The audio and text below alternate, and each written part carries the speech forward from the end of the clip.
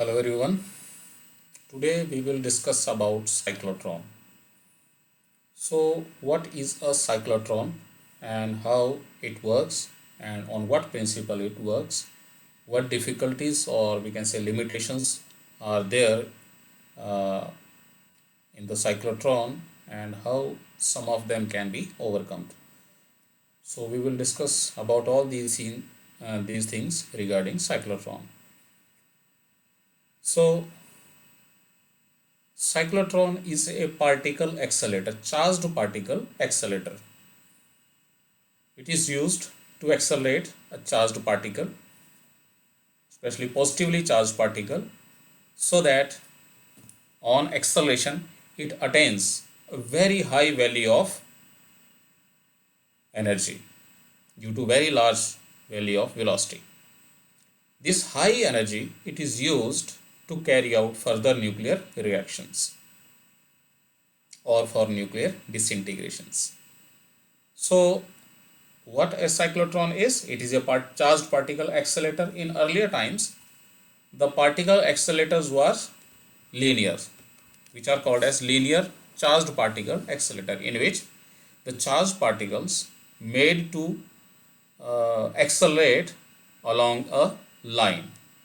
So there was a tube in which the charged particle it is fed, and then on application of high frequency electric field,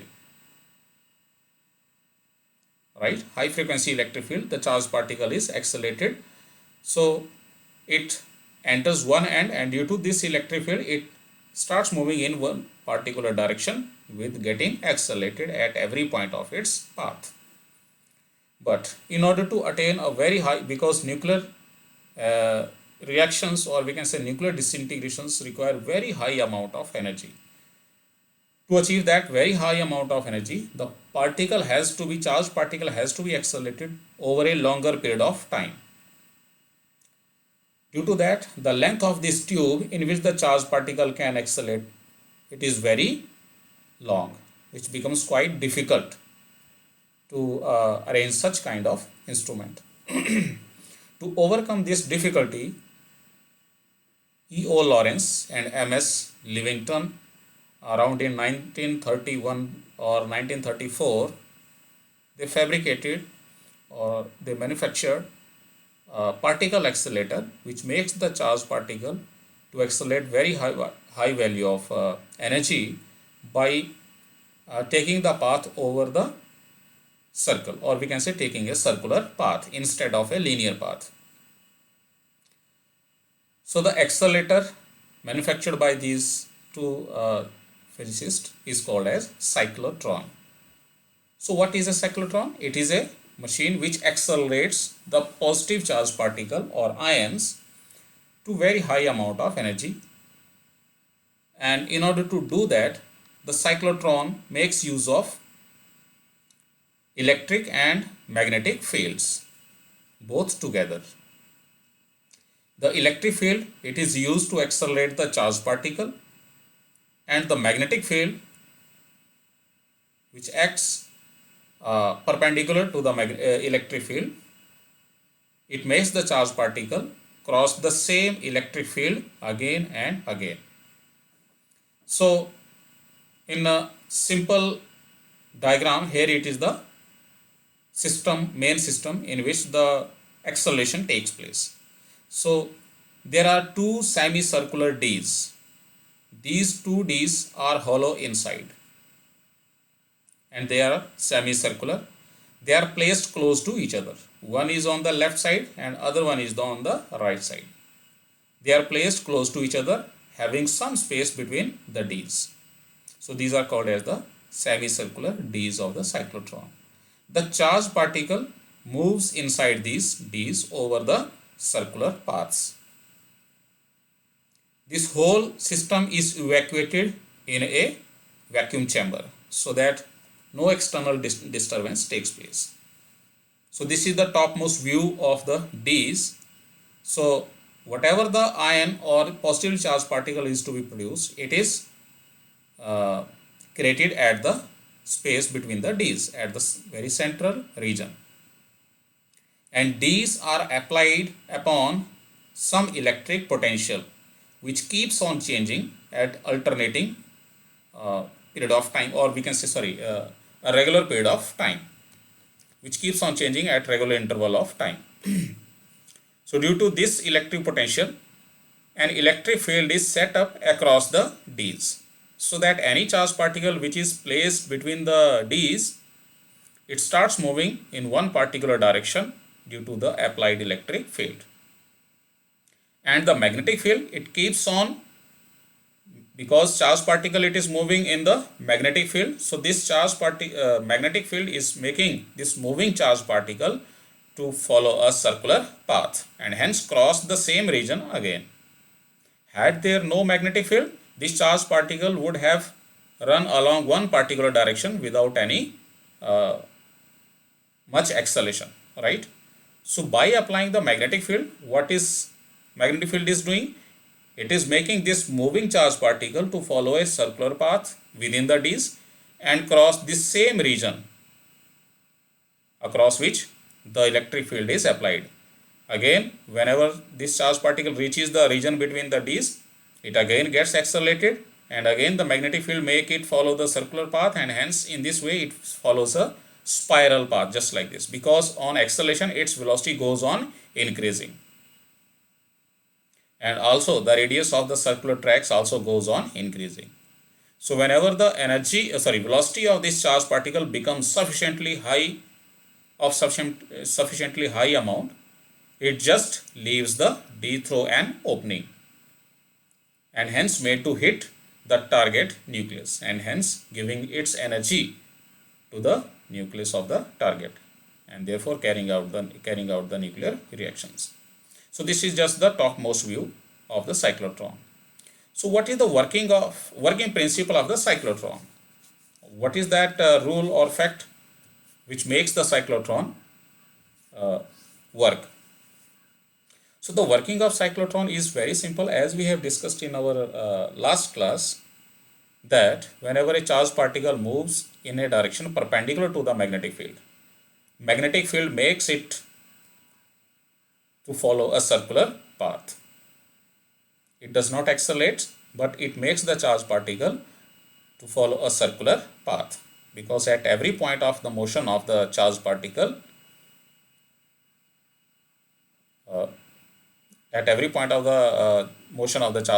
the force always acts towards the center of the circular track, which is given by the magnetic Lorentz force.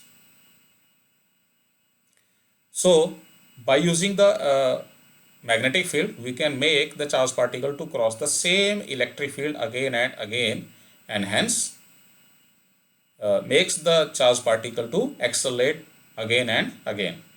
So what is the basic principle, how we can sum up it?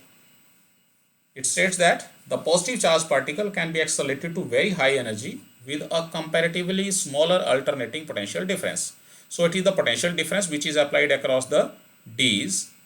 One end of the potential difference source is connected with one D, and other end is connected, opposite end is connected to other D, so that there is some potential difference which is set up across the Ds, and this potential difference is alternating.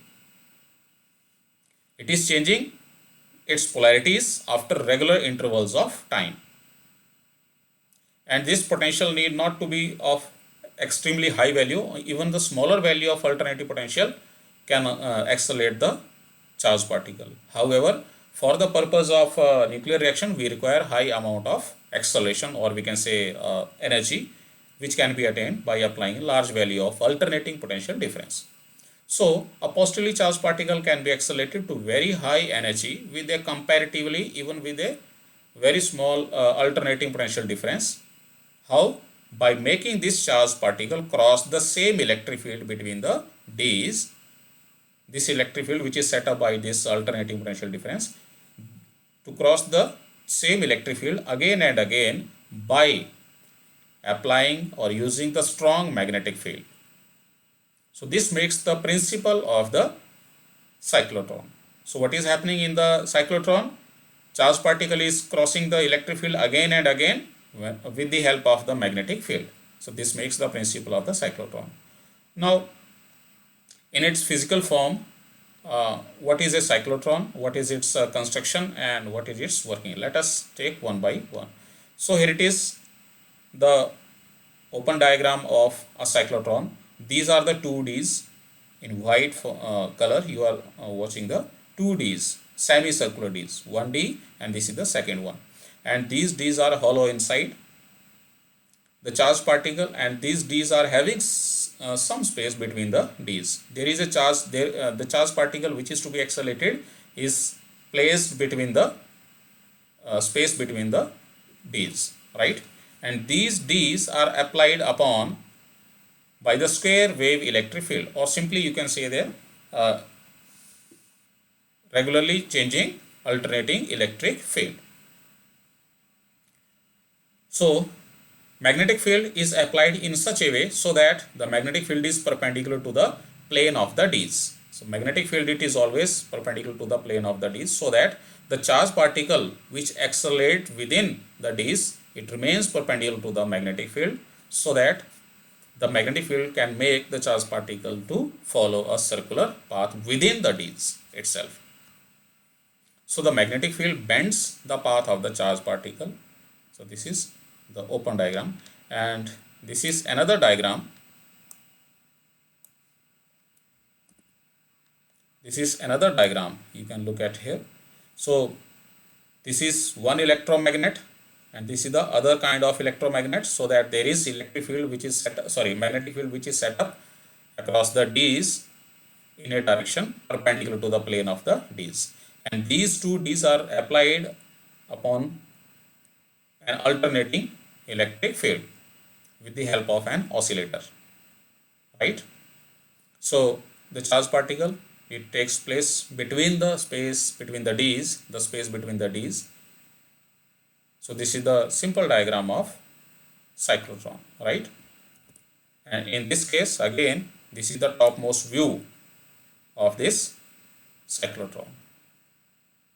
So as I had discussed, whenever charged particle, it is placed in the space between the Ds, it starts getting accelerated due to the electric field. It starts moving in one particular direction, and because at the same time magnetic field which is also working, it is bending the path of this charged particle. It is making the charged particle to cross the same space between the Ds, and hence at this point, whenever charged particle reaches at this point, at the same time the polarity of electric field between the Ds changes. It makes the charged particle to keep on moving in the same manner, so that the direction of acceleration, it is not changed. So it keeps on making the charged particle to get accelerated along the same direction. So that's why the polarity of the electric field, or we can say across the Ds, keeps on changing after regular interval of time, or constant interval of time, fixed interval of time. And whenever the charged particle crosses this space and moves to the other D, the magnetic field again bends the path of this charged particle and make it to cross the same region between the Ds. Again the polarity of the electric field changes, so that the direction of electric field makes the charged particle keep on moving in the same direction. So in this way, the magnetic field, it is bending the path of the charged particle again and again, so that it can cross the same region again and again. At every point time, whenever charged particle reaches the space between the Ds, the electric field changes its polarity, so that acceleration takes place along the direction in which charged particle it is moving. So whenever this charged particle, it is made to cross the same space between the Ds again and again, across which the electric field is applied, which makes the charged particle accelerate. So when this charged particle accelerates to very high amount of velocity, or we can say energy, kinetic energy, or simply energy, it leaves the D at that particular time. There is an opening, so it is allowed to come out whenever it attains the maximum kinetic energy. So through this opening, this charged particle come out, and it is made to hit the nuclear target, which takes the energy of the charged particle, and hence nuclear reactions are carried out. So this is how a cyclotron works. So there are few terms which are related with the cyclotron. First thing, as we have discussed in last day, whenever charged particle move inside the magnetic field, it has some velocity, it has some radius of the circular track, and it has some time period which it spend in one complete round, and it has some angular frequency. So these terms I have just written them here for the reference purpose. So time period, it is the time taken by the charged particle to complete one round, which is also happening here in the case of cyclotron, because charged particle, it is following a circular path, of course spiral path within the days. So one complete round, it is completed in the time called as time period of the charged particle. So the time after which the electric field should change, it depends upon, right? Let me just represent this diagram again. So this charged particle, it is spending some time in 1D and coming to the same space between the Ds, and then moves to the other D, because electric field is changing at this point, moving to the other D and spending some time in the second D. So time spent by the charged particle in one round, it is equal to the sum of time spent by the charged particle in 1D plus the time spent by the charged particle in the other D. However, this time is same. Time spent by the charged particle in one D, it is equal to time spent by the charged particle in the other D. So the total time is this much. So for how long the charged particle remains in 1D, because after coming out from 1D, it again reaches the same region. So the time spent by the charged particle in one semicircular D, it is given by half of the time of the one round. So it becomes pi m upon bq, as we have discussed. So this is the time for which the total time, it is given by 2 pi m upon bq, and half of that time it remains in 1D. So after this much of time, the charged particle every time reaches the region between the Ds. So at this point of time, so after this time, pi m upon bq, the electric field should change, right? So from here we can write the frequency of the cyclotron, which is called as cyclotron frequency. Keep this thing in mind that omega, it is the angular frequency, which is 2 pi upon capital T, which is the time period, and it is nothing but 1 upon T, it is nothing but frequency, the linear frequency. So it becomes 2 pi f. So from here f, the frequency of the cyclotron, which we are calling as the frequency of the cyclotron, it becomes omega divided by 2 pi. So whenever we substitute the value of omega bq upon m here, so becomes the frequency f is equal to bq upon 2 pi m.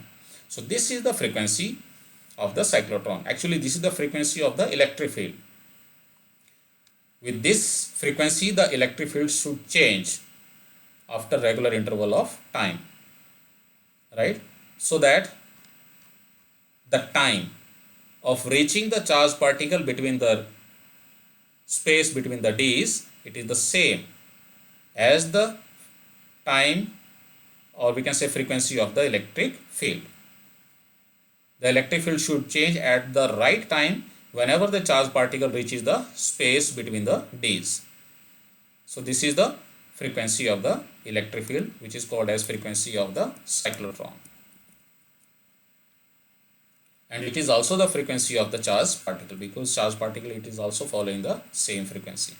So here B is the magnetic field strength which is applied, Q is the charge on the particle, M is its mass, and hence the expression for the frequency. The frequency, it is different from the angular frequency. Keep this thing in mind. Okay. So after accelerating the charged particle in the cyclotron, how much maximum energy it can attain? So we can write the expression for the energy. Because charged particle, it is getting accelerated, so its velocity keeps on increasing. With that increased velocity, it keeps on attaining the increasing kinetic energy. So energy possessed by the charged particle is in the form of its kinetic energy, which is half mv square. So we need to know the velocity, maximum velocity with which the charged particle will come out from this cyclotron. So that maximum velocity we can write according to the same expressions as we have discussed earlier. Because magnetic field, it is making the charged particle to follow a circular path, and this force by the magnetic field, which is called as magnetic Lorentz force, it is giving rise to the centripetal force. So we can write the same expression as we have discussed in our last class. So it is QVB, it is equal to mv square upon r. So from here, v, the velocity of the charged particle with which it is moving, we can find the v, which is equal to QBr upon m. And for maximum velocity will be maximum whenever the r is the radius of that circular track in which charged particle it is moving. So when radius of the circular track becomes maximum, which we can represent it by capital R, in that case the velocity of the charged particle will be maximum. So when radius becomes maximum, the charged particle will have the highest velocity. So with that velocity or highest speed, the charged particle will now have the energy which is given by half mv square. So we substitute the value of v and simplify this, and we get this formula for the energy of the charged particle. So this is the energy with which the charged particle can come out from the Ds of the cyclotron, where r, it is the radius of the Ds.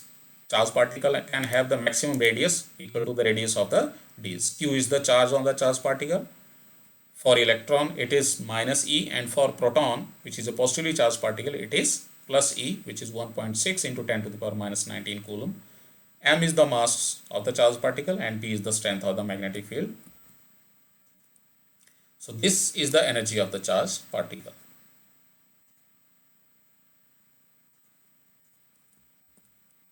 Okay. We can also represent this energy in slightly different form, just as we have discussed here.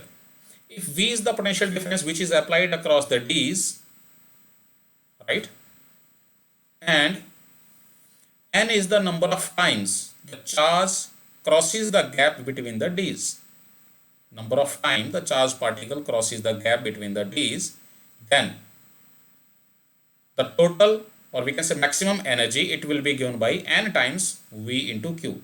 Now to understand this, you can focus on this term which is inside the bracket, which is V into Q. It is nothing but the work done by this potential applied, right?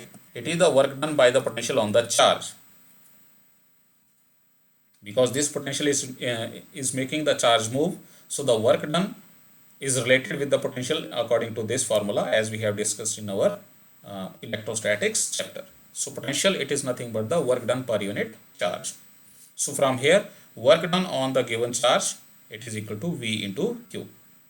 And because this work is being done at every time the charged particle comes within the gap between the Ds. So that's why we have considered how many times the charged particle crosses the same potential difference, right? So it is N. We are writing the N, the number of times the charged particle crosses the space between the Ds. So that's why the total energy, it is represented as the amount of work done in one circle, or not in one circle, but one time the charged particle crosses the potential multiplied by the number of times it crosses the space between the Ds. So this is the expression for the total energy in its different form. And from here we can also check that in one rotation of the charged particle, means in one revolution of the charged particle, the charged particle crosses the space two times, the same space two times. You can check this diagram again. During one circle or one rotation, the charged particle crosses the junction twice, or we can say space between the Ds twice, right? So that means if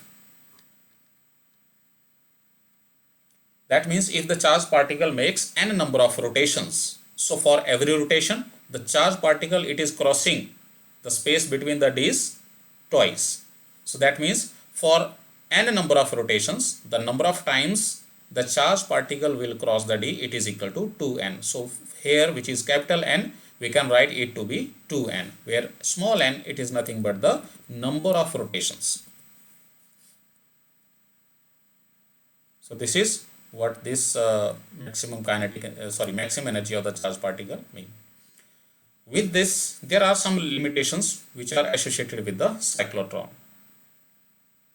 I have just summed up these limitations according to the situation here. The very first limitation is that cyclotron cannot accelerate the electrons which are negatively charged because electrons are of very small mass.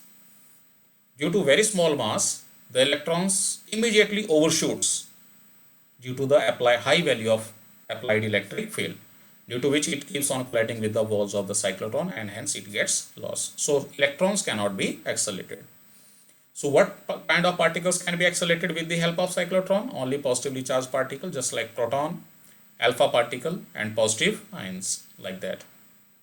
Second shortcoming is that, why the first is the limitation? Because electrons are light particles and hence they just get lost immediately after the application of the electric field. Second limitation or shortcoming is that a cyclotron cannot be used to accelerate neutral particles. We can only accelerate the charged particle with the help of the cyclotron and no neutral particle can be accelerated. So this is also a shortcoming. And the third limitation is that it cannot accelerate the positively charged particles with a large mass due to relativistic effect. So what is this relativistic effect? The positive charged particle with the large masses, they suffer change in their mass whenever they attain very high velocity. So when charged particle, I would like to discuss this third limitation here. So further discussion is for this third limitation and how this limitation can be overcome up to some extent. So what happens when the charged particle, it is accelerated to very high velocity? On accelerating the charged particle with the help of cyclotron, it keeps on attaining the high value of the velocity.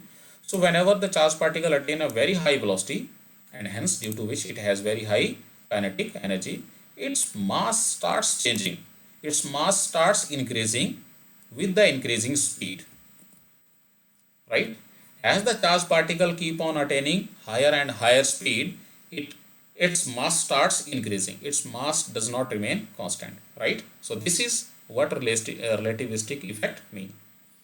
So when its speed, in the same manner, when its speed keeps on increasing and its speed becomes very comparable to the speed of the light, which we represent it with the small c. So whenever the speed of this charged particle becomes sufficiently high so that it can be compared with the speed of the light, the mass of the charged particle becomes quite large as compared to its rest mass. Rest mass is the mass of the charged particle whenever the charged particle it is at rest, which we represent it by m naught. So its rest mass increases and it is given at that time whenever its velocity is very high comparable to the velocity of the light. Its mass becomes m, which is given by m naught, the rest mass, which is actually the mass of the object, charged particle, divided by this factor, under root of 1 minus v square upon c square. So this is the factor which is playing the role here in the denominator. So as v increases, mass of the charged particle also increases. So if mass increases by this much amount and becomes m, given by this formula, so because time, which we already see that time which the charged particle spent in 1d, it is given by pi m upon bq. So this time will also change because m here it also changing. The mass of the charged particle it is increasing. Because mass increasing, so that means time spent by the charged particle in 1d it also starts increasing, right? So from here we can write the expression for the time that charged particle now takes to remain in 1d. It is given by pi upon bq into m. M is nothing but m naught upon under root of 1 minus v square upon c square. So this time increases. So that means now the charged particle is taking more time to come out from one D. But the time interval of change of the electric field across the D's is same. It is not changing, right? Electric field across the D's is changing after regular interval of time. But the time the charge particle is now taking to come out of one D, it is more. So the electric field changes ahead, the charge particle come to the region between the D's. So electric field changes before the charge particle come between the space between the D's, Or in other way we can say that charge particle comes later. Okay? Charge particle it is coming late between the space between the D's after the electric field it is changing. So due to this difficulty, the charge particle cannot be accelerated. So how this difficulty can be corrected? So what is the problem? Because the electric field changes after a fixed regular interval of time as it was doing earlier. But the charge particle, it's taking more time, so therefore it is lagging behind. It is coming late now, right? So it is lagging behind the electric field, ultimately lost by colliding with the walls of the D's, because it cannot cross the same space between the D's at the time when electric field changes, and hence it gets lost by colliding with the walls of the D's. So that is the problem. So how this can be overcome? This problem can be overcome by following two methods. The first one is that we can increase the magnetic field which is applied.